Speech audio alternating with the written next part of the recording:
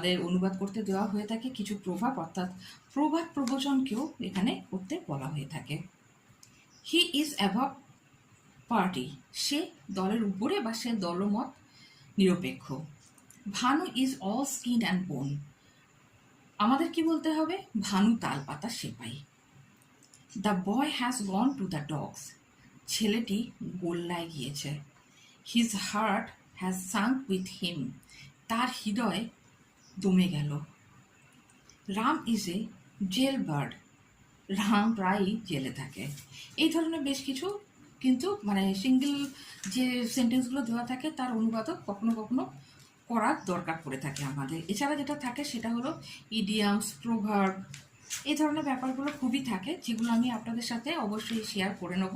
একটু কমিউনিটি পোস্টের দিকে নজর রাখবেন আর একটু শর্টসগুলিতে নজর রাখবেন, তাহলেই কিন্তু আপনারা অনেক তথ্য জানতে পারবেন।